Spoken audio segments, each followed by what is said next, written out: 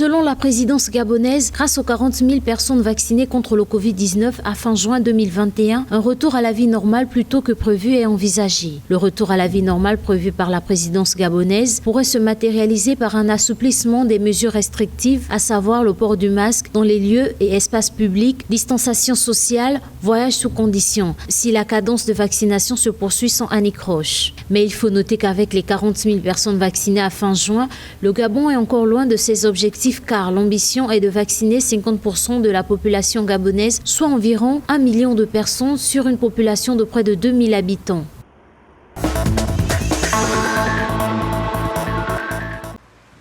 Le ministère marocain de la Santé, dans son bilan quotidien, indique que le nombre de personnes ayant reçu la première dose du vaccin contre le Covid-19 s'élève désormais à 10 119 393. Quant à la deuxième dose, 9 181 595 personnes ont été inoculées. Avec pour objectif d'immuniser 80% de la population, la campagne de vaccination est une opération gratuite pour l'ensemble des citoyens. Ce lundi, le Royaume a rapporté 247 nouvelles infections et 10 décès supplémentaires liés au Covid-19 au cours des dernières 24 heures, portant le nombre cumulé de cas confirmés dans le pays à 534 797 et le nombre total de décès à 9 329.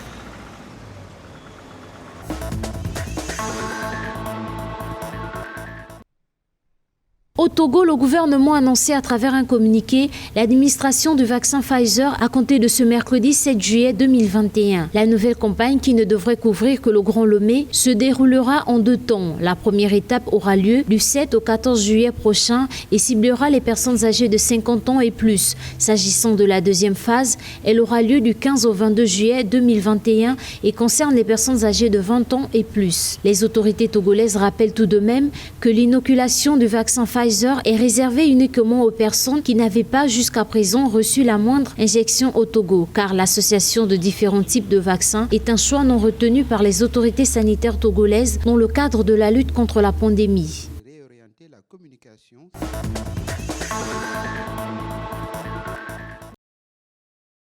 Afin de relancer son économie post-Covid, le Niger recherche 60 milliards de francs CFA sur le marché financier régional. Les fonds qui seront collectés permettront au pays sahélien d'assurer la couverture des besoins de financement de son budget, équilibré en recettes et en dépenses à 2 644,54 milliards de francs CFA cette année budgétaire, dans un contexte de relance de son économie post-Covid-19. Rappelons que le 6 mai dernier, le Niger avait collecté 77 milliards de francs CFA à l'occasion également d'une émission simultanée de 3 obligations de relance.